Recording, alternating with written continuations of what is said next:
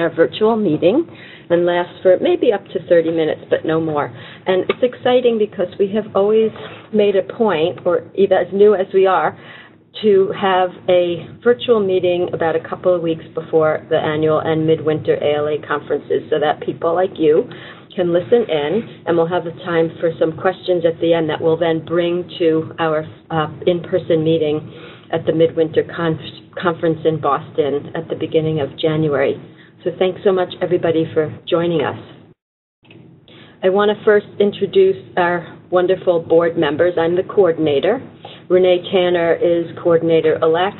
She wasn't able to join us this time around, but we are also here with Ashley Jones, who is our first coordinator and is now our past coordinator. Matthew Bolerman, our secretary. Betsy Evans, our treasurer. Eileen Harrington is a member-at-large, and Rebecca Smith-Aldrich, a member-at-large who I'll be reporting for today. She couldn't join us either. So here's the agenda. We'll hear from Betsy about the budget. Each of the team liaisons from the board will update us on all the different exciting projects. And very important, elections are coming up. So we hope as you're listening, you'll think about running. If you're not yet a member of SustainRT, you can add it in time. You add $10 to your SustainRT or to your ALA membership, and there's still time to self-nominate. We'll tell you what's happening at midwinter, and then, like I said, questions going forward. So first, I'm going to leave this agenda up, actually. There is no particular slide for each item, so pardon me. Betsy, are you ready with the budget update? Yes. Hey, everybody. Not a lot to report from the budget, but we do have numbers up through November.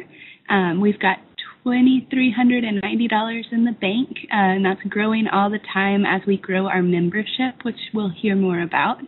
And let's see, we actually have $20 of donations to report, so that's exciting, and we'll keep that coming up too to raise our balance. But that's all I've got for you. Thanks, Betsy. Okay, next, Eileen, can you tell us about the environmental scan? Yes. Hello, everyone. We're working on developing sort of a clearinghouse of different environmental projects in libraries or resources related to sustainability in libraries. So right now we have a Google form on our website where you can add projects, books, websites, you name it, you can add it to it. And for now, we're just updating. We have another section on our website that lists all of these resources that we're adding there. But down the road, we would like to create sort of a searchable database. So that's what we're working towards. Thanks, Eileen. Also, listeners and participants, as you're taking in all this information, consider how you might want to join in some of these efforts. All the teams are welcoming new members at any time.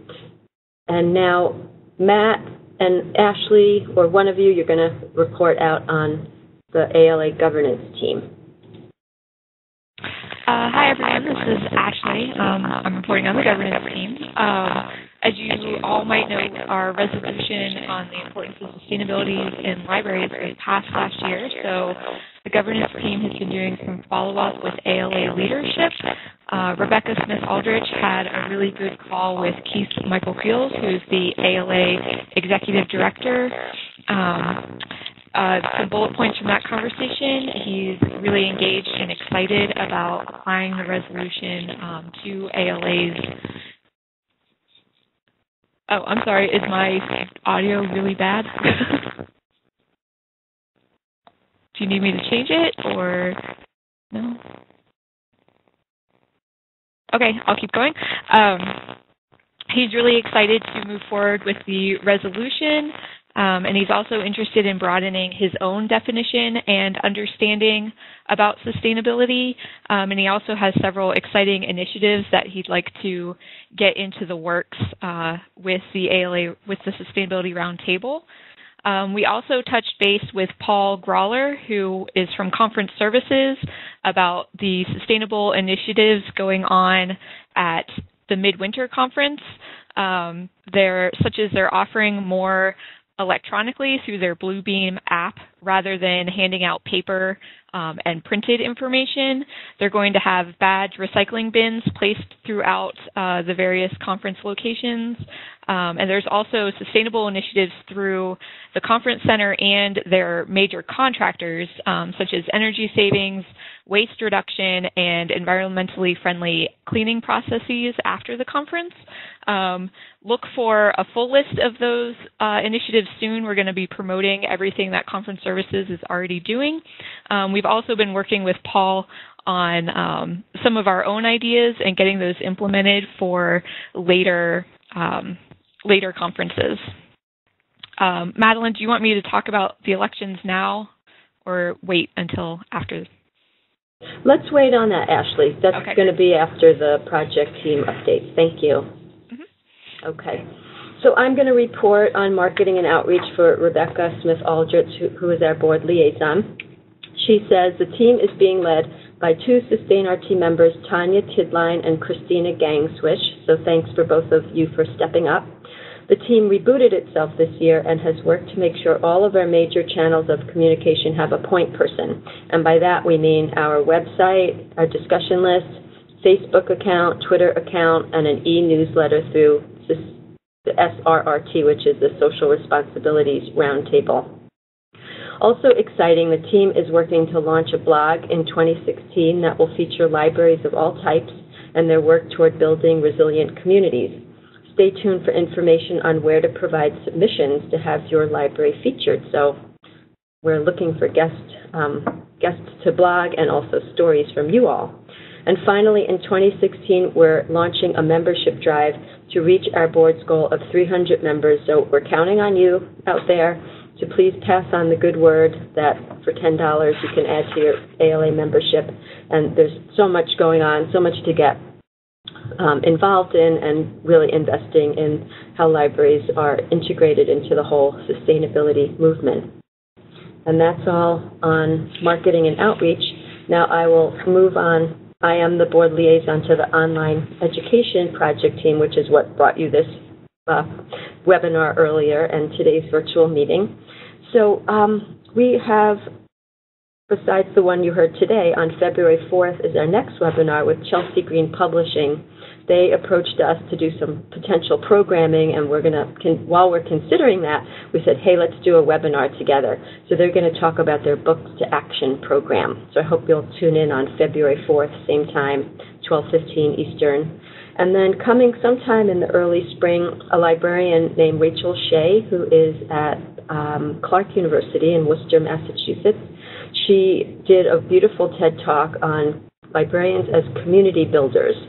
And she is involved in the Lakota Nation, and she talks about all kinds of interesting social aspects around libraries and their communities. And I also want to thank the members of the online education team. That is Tracy Urbick, Jeannie Fander, and Beth Filar-Williams. It's been great working with them to put these programs together. And then finally, speaking of programming, this is the last time you'll hear my voice for a moment. Our programming team has been working really hard. That's Renee Tanner, who's our incoming coordinator, along with Amy Brunvand and Elena Moss. So for ALA Annual in Orlando, we have 3 programs coming up. What has become our traditional lightning rounds.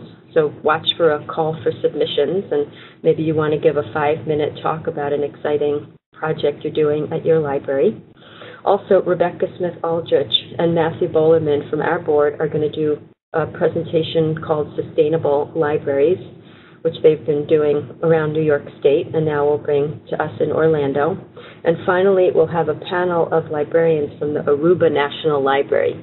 Sounds like a very dynamic presentation about secondary education and higher education and sustainability in their school system partnered with their libraries.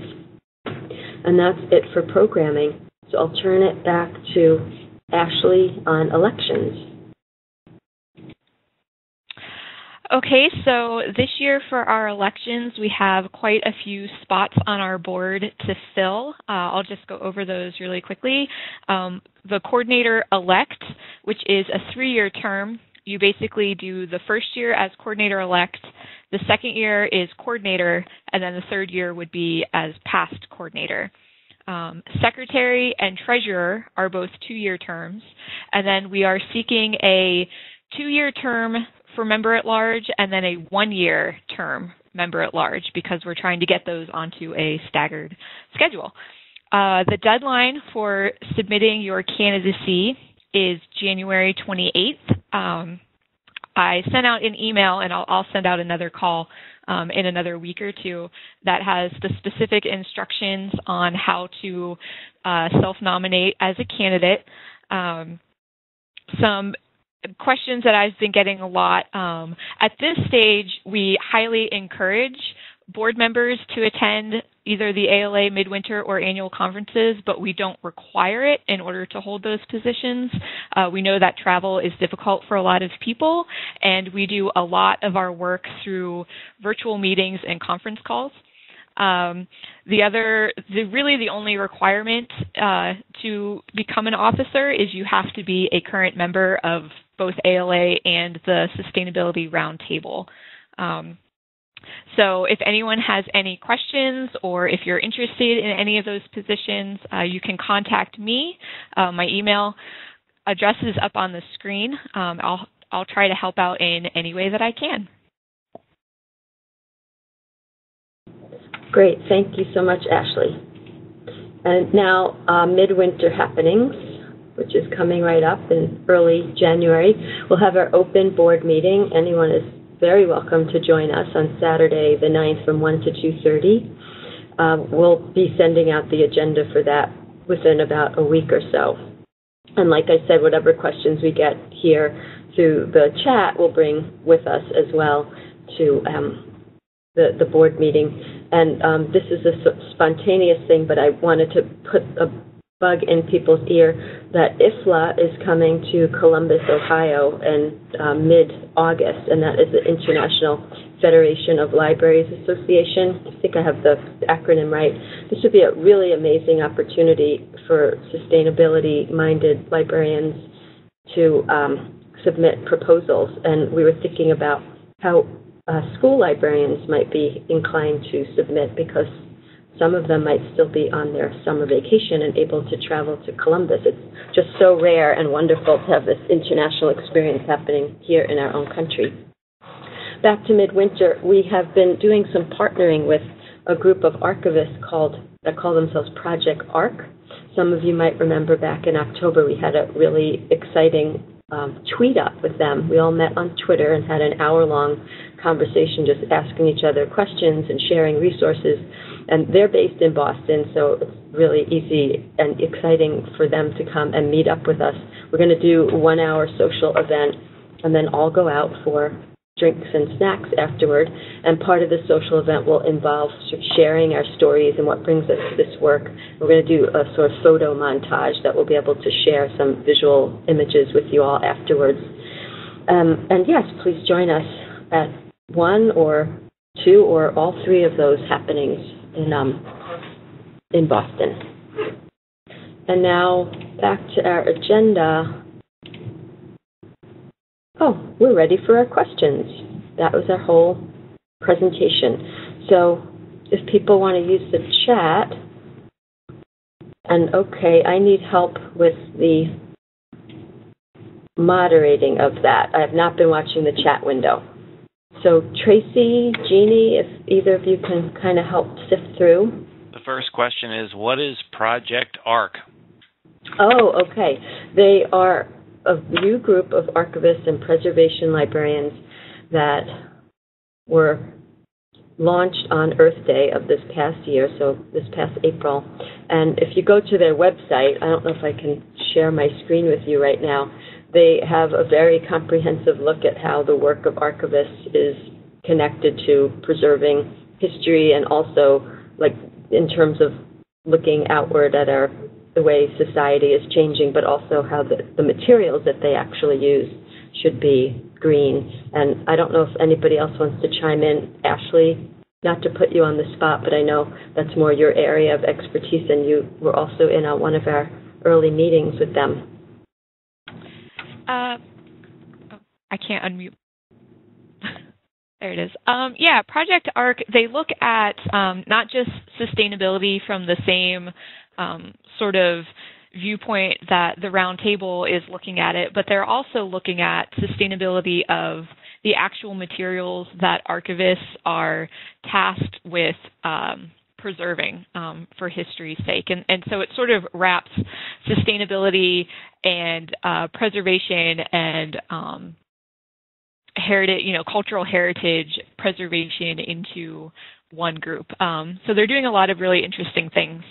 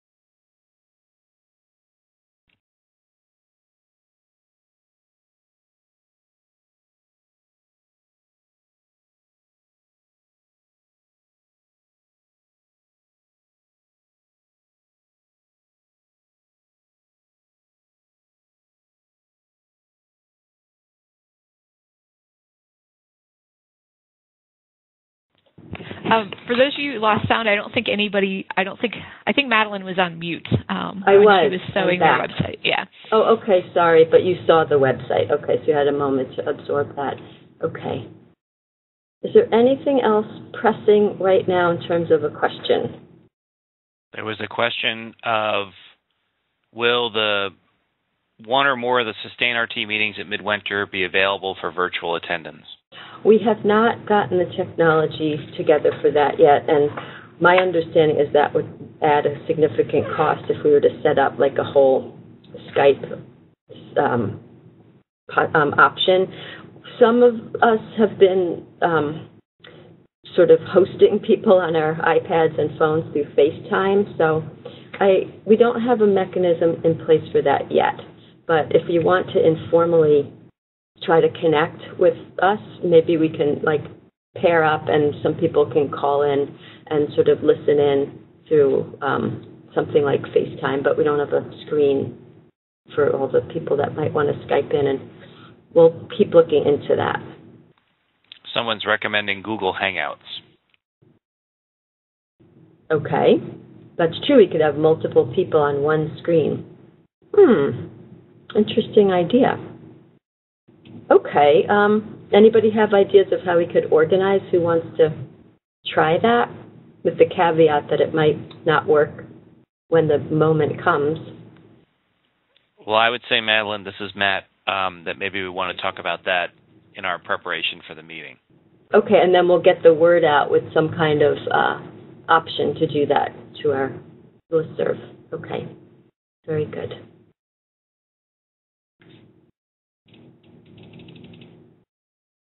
Okay. And I see there were some comments, and all of this will be in our recording, so when you find it on our website after we wrap up today, you'll be able to see all of these questions as well. Here's another question. Are there any plans to develop programs that might be presented at public libraries on sustainability, especially environmental sustainability issues?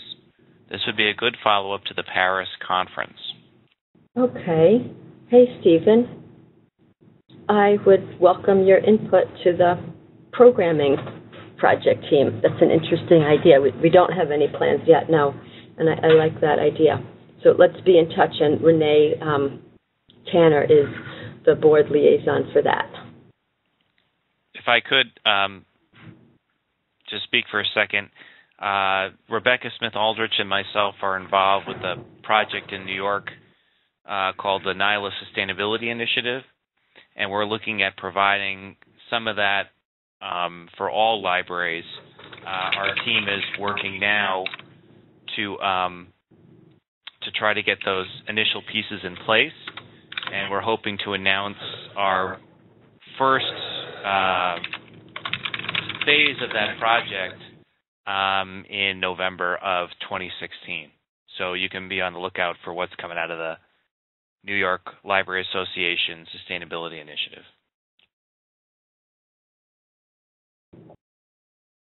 Thanks, Matt. Yeah, and Tanya, if you would like to type in anything about the, or Eileen, the environmental scan is another way for people to kind of stay informed about what's happening out there in terms of all types of libraries.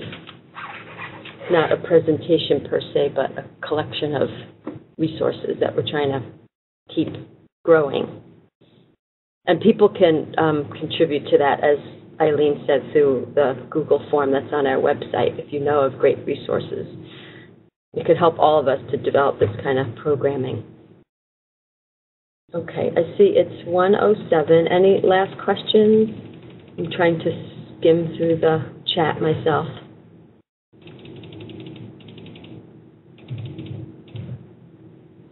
Okay, I think we're ready to wrap up unless there's any last comments, questions. I hope to see some of you at Midwinter and Annual coming up in the next 6 months. Thanks for joining us all today, and please do spread the word about the work we're doing and invite your colleagues to join up and get involved. You can look on our website under How to Get Involved. Thank you, everybody.